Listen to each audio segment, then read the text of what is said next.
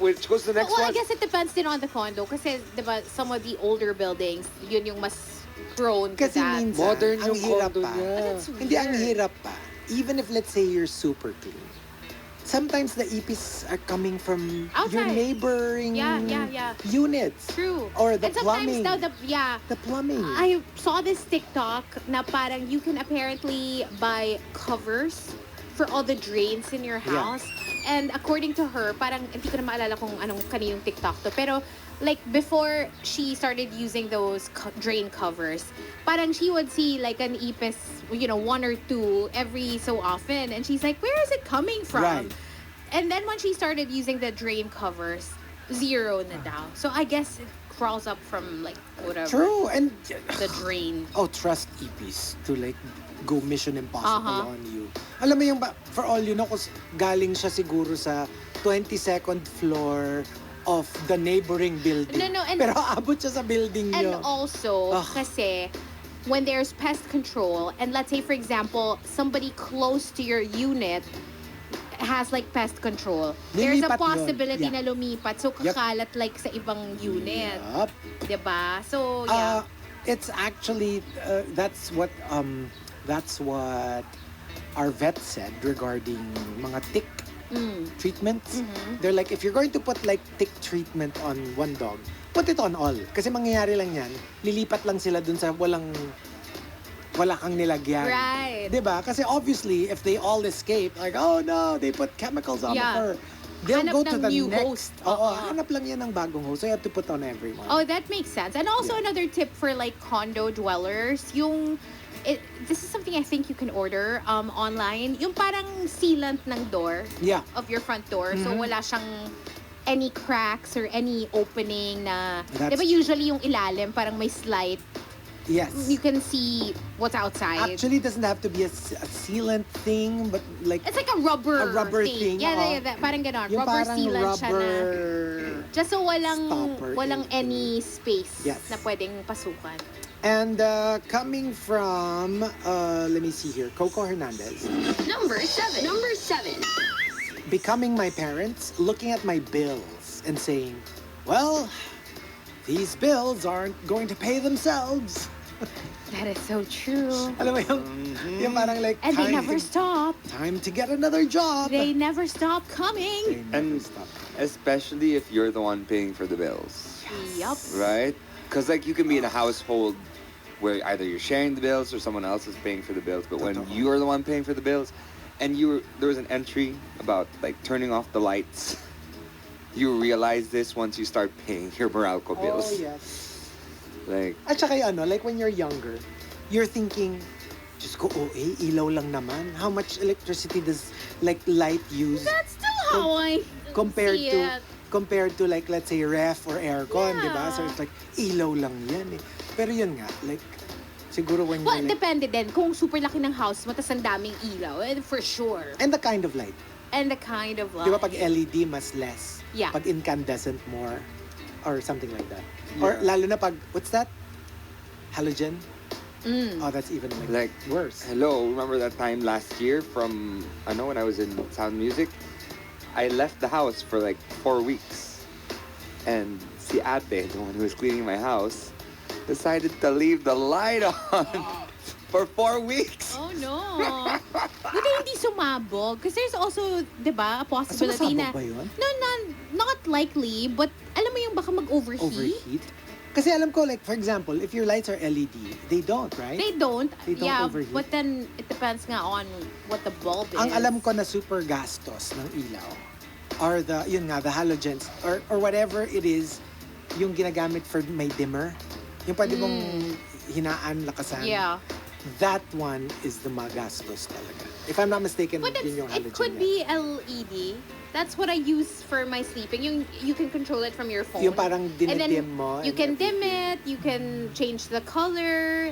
Oh, okay. Parang may ano pa siya. It's so cool kasi nakalagay yung mga settings niya na parang may preset na siya na parang working. So if you click working, then it like lights up. If you click like snipe, bigla siyang magdidim to like super super dilim. If you click like party. Parang ganun, biglang mag-iiba yung kulay. Strobe lights. Basta mag-iba yung kulay. It's very cool. Okay. Pero feeling ko LED siya.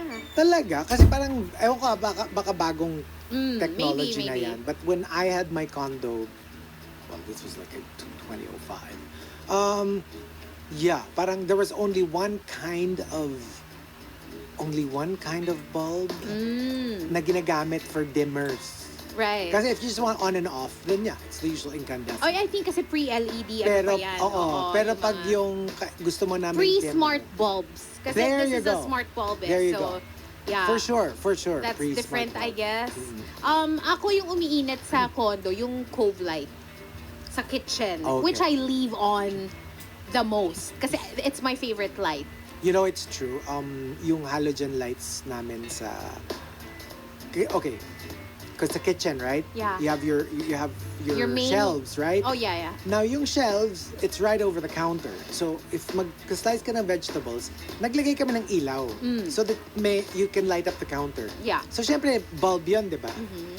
So, yung bulb, nandun sa floor nung bottommost shelf. It's so hot. Yung mga nakapatong right above it, nagmelt. Stop. Yung mga plastic. That's hardcore. No way. And we were like, this was way back. And we were like, something smells like it's Oh, burned. no. Tapos it was the heat of the halogen light. What about the shelf? The I mean, shelf the was shelves. fine, but like, Pero kasi lumusot yung... Oo. Oh, ako naman baliktad. So, ganun siya kainit. Yun yung delikado. Yun yung di mo pwede iwan for like 4 weeks. Kasi yung cove light ko rin, obviously, under the shelves also. Pero mahaba siya eh, yung the long one. But those are usually LEDs.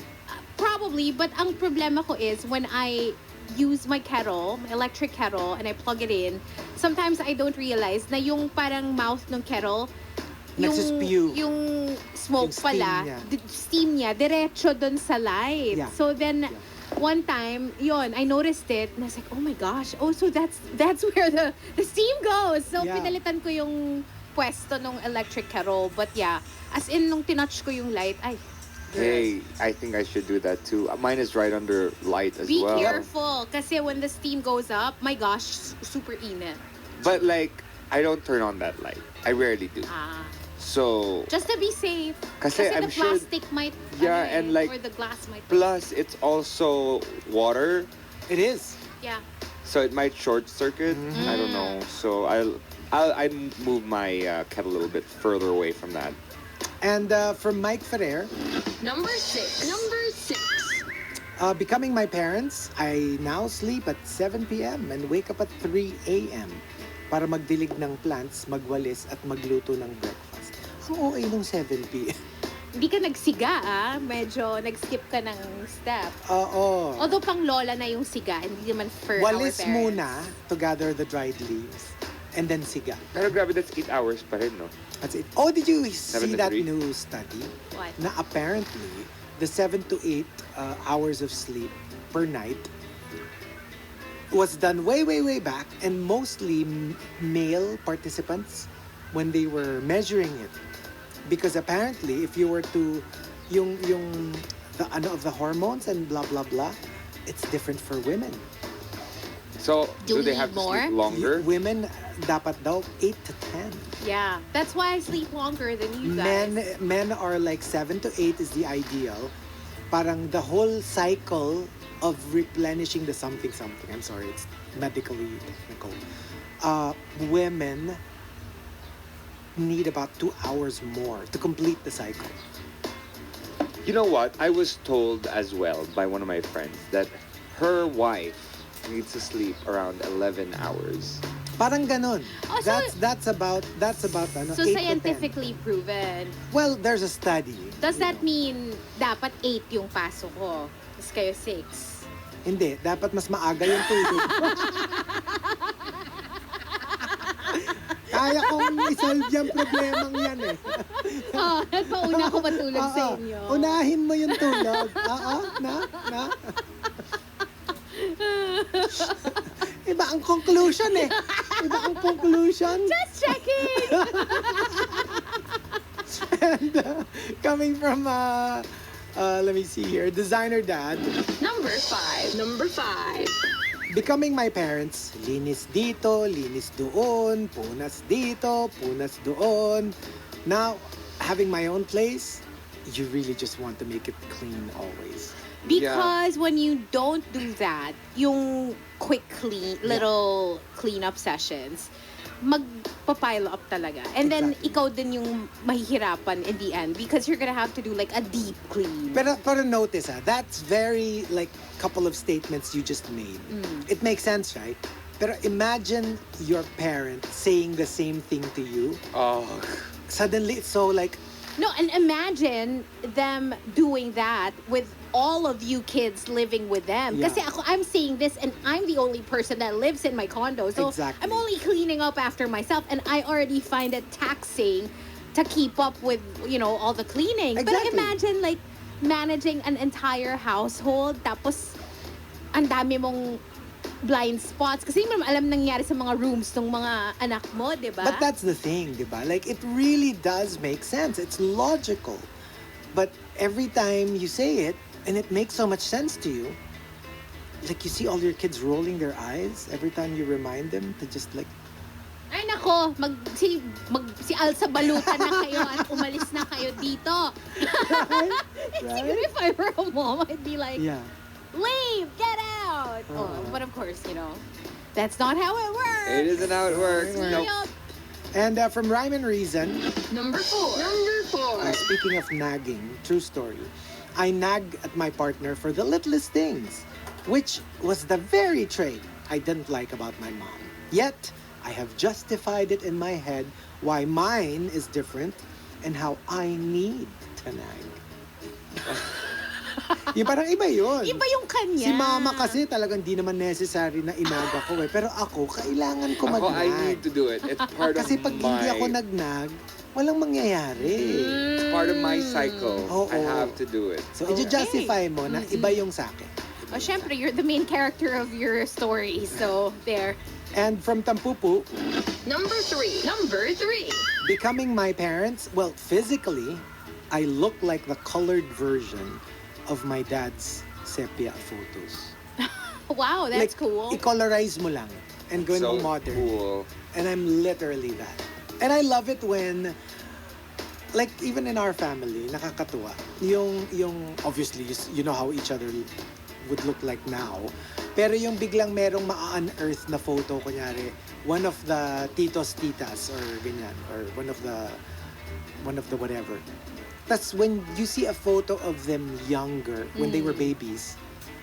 Tapos meron silang kamukha na current one of the babies, which you never connected na magkamukha sila before. And then you're like, Oh, wow. oh my gosh, kamukha mo pala si Blanc. Yeah. And like you didn't even realize it until you saw the baby photos. And it's uncanny. Kasi like alam mo yung as adults, they look nothing like each other. Yeah. Pero makikita mo yung genetics talaga. Genes, baby. Na when the adult was young, he or she looked exactly like one of the current babies. Nakaaliw. It's Sobra. cute. No, it And is there's no doubting that you're relatives. true. No, Because I tell you. the same genes run into your... Leo looks exactly like Kai when he was a baby. Oh my gosh. Oh, See, So wow. I saw him just a couple of days ago. Kai brought something to the house, and then I looked in the car and I said, "Oh my gosh, it's Kai. Those are the same cheeks, Yep. and that's the same kind smile." well, plus, you took I care took of care Kai of kasi. Kai. So you would Right. know how he looked like as a baby. So exactly, Aw, that's exactly, adorable. and personality, Yeah. look, everything. Naku, Marky. Itago mo na Hindi, siya. Paglaki niya. paglaki ni Leo, dalawa na silang... Oh no! Marky, buy me this. Ay, Ay, oo oo nga. Marky, buy me that. No, the only difference would be Marky buy me this, the other one Tito Tito Marky Marky. buy me this. Oh, Or ano, no. kung magaling si Leo, ayaw mo ako magko-coach sa kanya. Yung, dapat pag magkasama kayo sa mall, sabi ko, okay, Leo, this is what you do. You press your face onto the glass of the toy that you want. And you're like, Tito Marky, oh, this is so nice. And try to get that parang glossy look in your Oh my eyes. Na, God. this is the most wonderful toy in the world. That's how you do it, Leo. No, Don't Leo, ask directly. Listen, Bleed them dry.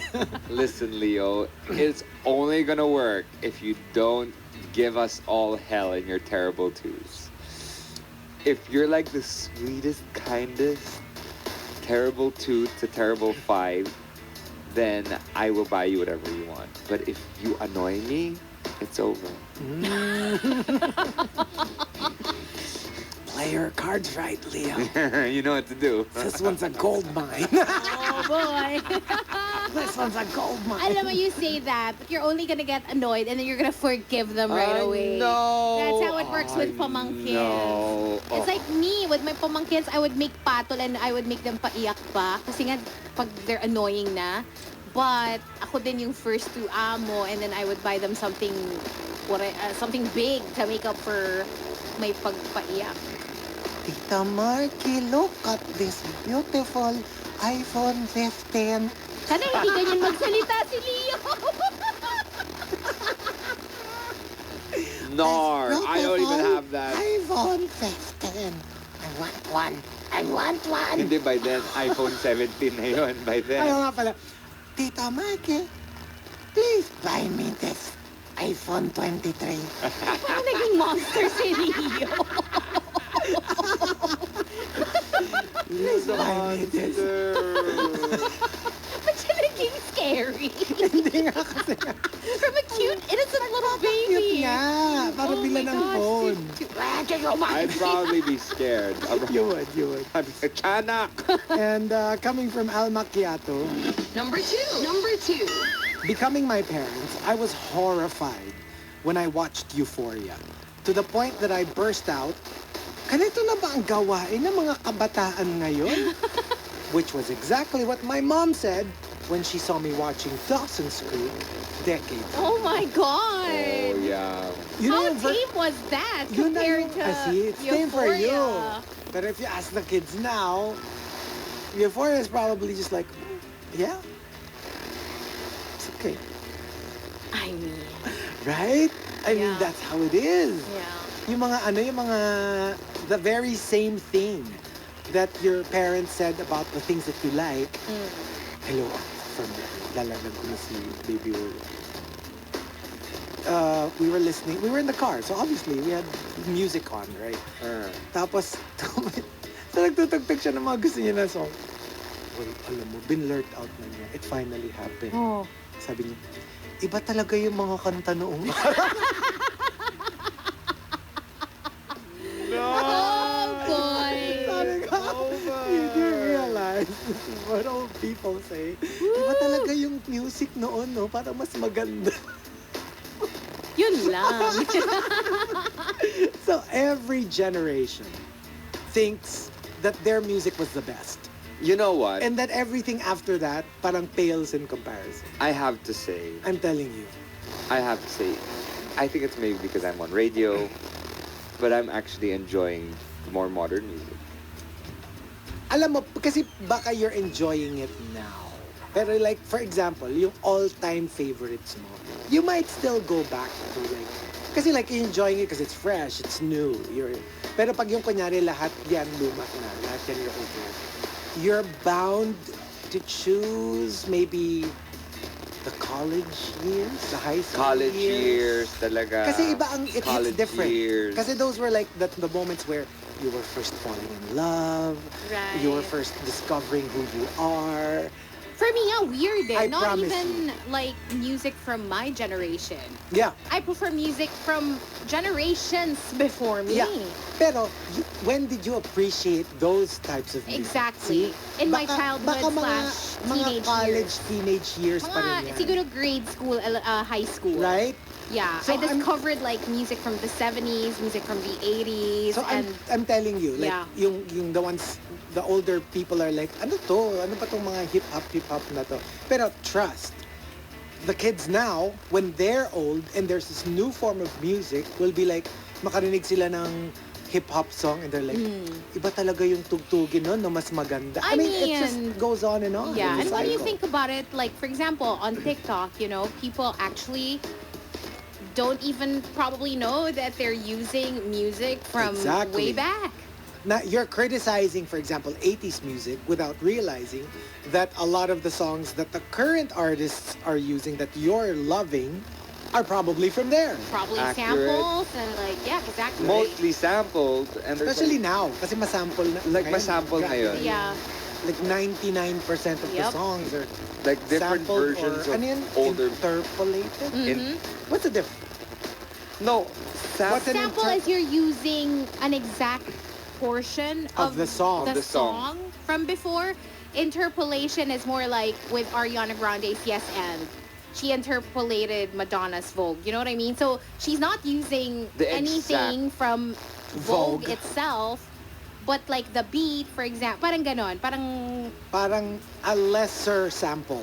kind of like that. Or not, Like you married your song with, like a less exact sample. yes, I guess you can call it that. Well, I guess it's just an interpretation as opposed to an actual Kuha. Clip. kuha. Oo. Like for example, there's like it's like instead of the Vogue sound that Right, was actually right. maybe may pinatong sa Yeah. original Vogue sound just so that it doesn't sound exactly the same. Right. But I think sample is exactly the same. You lifted it from the original. But only a Exactly. small portion. A small Okay. portion. And the top, And the top entry, number one. Number one. Becoming My Parents, comes from Dr. Quack Quack. Dr. Quack Quack says, Takam na ako sa talbos ng kamote at malunggay. Humihindi na ako sa crispy pata at humba. Humba. At best friend ko na pork ang... yun, di ba? I guess. Pork humba. At best friend ko na ang kataptes. and- Catapress. Ano? Catapress. Catapress and amlodipine. Yung mga maintenance meds ng Yeah.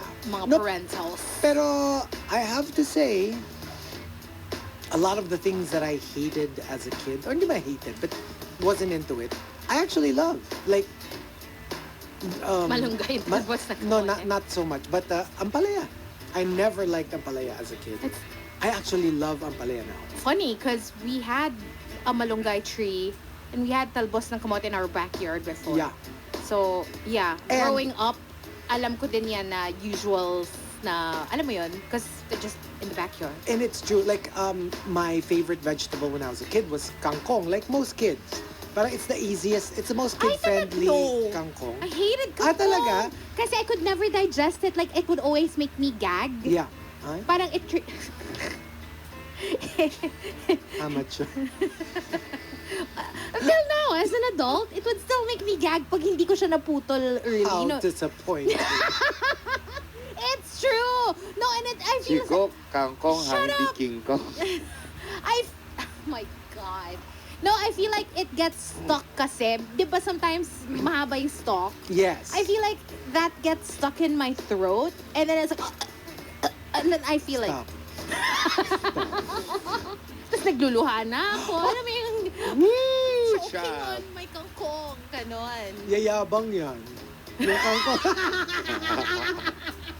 Kwento niya sa mga friends yung kangkong. kangkong. Hindi ako kasi, di ba, it's one of the more kid-friendly vegetables, right? Usually, like, very common ang kangkong. I used to love it as a kid, but now, I actually prefer, yun nga, like, kunyari papiliin mo ko, that or spinach or talbos, I'd choose spinach or talbos. I would think Ayoko kasi na siya. anything leafy, hindi siya kid-friendly. When I was a kid, I hated leafy vegetables. Like, I would